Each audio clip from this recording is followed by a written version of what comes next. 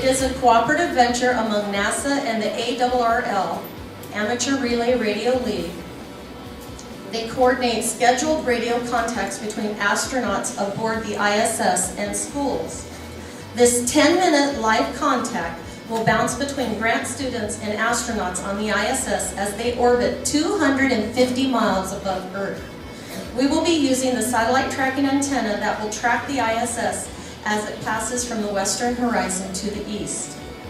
Now, as many of you know, this all started at the urging of my students a couple of years ago. That's about 2.5 years ago is when we started our club here at Grant, K6DGE. What does that stand for, boys and girls? Kilowatt, 6, Delta, Golf, Echo. That is right. We have made many contacts with our radio within the United States, and even some contacts as far away as Hungary and the Falkland Islands. We've learned about people in those faraway places. We've used geography, math, writing skills, reading, all kinds of things incorporated together. We have talked to people like Joe Rudy, who is a former Major League Baseball player. And we've had the honor of hosting Dr. Kate Hutton, an earthquake scientist from Caltech, who came and visited our school and shared her love of Morse code with the students. We have had our own Grant Field Days here, where we have brought in people like Dr. Arnie Schatz, N6HC, to assist the students in making contacts or building antennas. Since then, 24 students who have participated in our amateur radio club have earned their licenses, and over the last several weeks, teachers have incorporated lessons regarding space, weather, NASA, and the ISS into their curriculum through reading, writing, and math. Participating in ARIS and ham radio in general instills interest in science, technology, engineering, and math subjects and careers. Okay, as I said before, Charlie Salfana is our mentor from NASA, and I'd like him to take a few moments right before we introduce the students to talk about today. Charlie. Hi, first of all, I do not work for NASA, okay? I'm a consulting engineer, live in Huntington Beach, get to work from home. This is purely volunteer stuff. 90-some% of the equipment being used is mine. The remainder is Eric's equipment right here. And anyway, in about 10 minutes, we're going to have a successful contact. You are watching a tracking software that's going on the screen. I'm going to swing around here real quick. When this column here turns turquoise, we are on the clock. Okay. Right now we are 9 minutes and 39 seconds out, and the pass is roughly from about 226 degrees azimuth, which is sort of that away, and ends up at about 40-some degrees when we lose a signal that way. Now the first 90 seconds, the last 90 seconds, I fully anticipate we will not hear him. He's coming in behind a mountain. Unfortunately, you're in a mountain area right here. So I fully expect that this time here that says 18:28:30 UTC, we use everything in universal coordinated time. It's 11:30 here, or 11:28 roughly. I do not expect contact for about 90 seconds. About 30 seconds of lead, Eric's going to turn the squelch off, and you're going to hear a lot of static. Don't panic. I tell the schools I deal with, if I don't panic, you don't panic. Okay? Now Eric might panic for that. Okay, here we go, kids. NA1SS, NA1SS, copy Kilo 6 Delta, call Echo, K6DGE, copy over.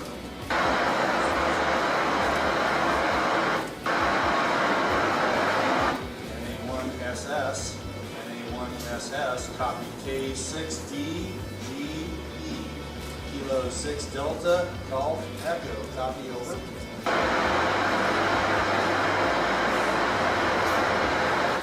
NA1SS, NA1SS, copy Kilo 6 Delta, call Echo, K6DGE, over.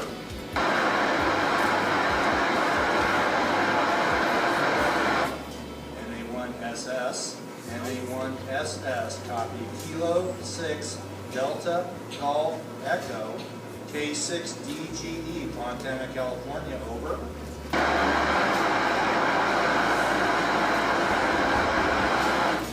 A1SS, A1SS.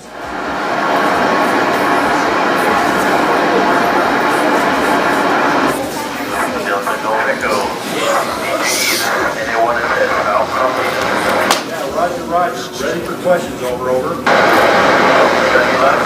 Ready for questions? Okay, here we go. Question number 1. Yesenia, why did you want to become an astronaut? Hello, Yesenia. I wanted to become an astronaut because I always dreamt of seeing the Earth from the outside, and also I wanted to feel like how it is floating. Roger, copy. Question 2 coming. Jessica, how many years did you have to study to be an astronaut, and what kind of classes did you have to take? Over. Well, first I became a scientist, and that is already a big qualification, a big step towards becoming an astronaut. Then when I changed over to my astronaut career, I had another 5 or 4 years of studying, and we had different classes like engineering, how spaceships are built, medicine, lots of sports, languages, learned Russian, and that's all you have to know to become an astronaut. Roger, here's 3. Steven, on Earth we have plants for oxygen and in space there are no plants, so how do you get oxygen? Over. Very good question. Up here we have a nice support system, and that sets up water for its elements, hydrogen and oxygen, and we use this oxygen to breathe. That's basically what a plant does, just in a different way. Roger, copy. Question 4. Here we go. Michaela, how do you shave and cut your hair while in space, and what do you do with the hair you cut off? Over. Hey, Michaela, maybe you've seen a picture of me, but I'm actually, I have a bald head, so I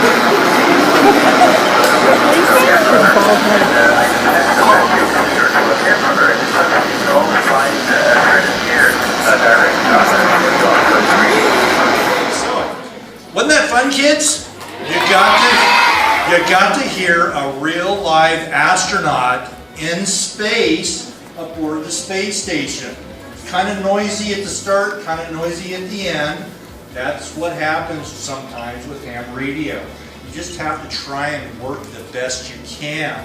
So what happened was, as you can see here, the space station is going overhead, and the circle is what the space station can see on the ground. So he's just passed overhead. We're going to lose him here pretty quickly. But what happened was the antennas weren't working as well as we'd like today. And so we lost some time at the start, lost some time at the end. Those things happen. But we still got, what, 7, 8 questions in? That was pretty good. So you guys got to witness the first amateur radio aboard the International Space Station contact here at Dorothy Grant Elementary School. So everybody, thank Miss. Yes!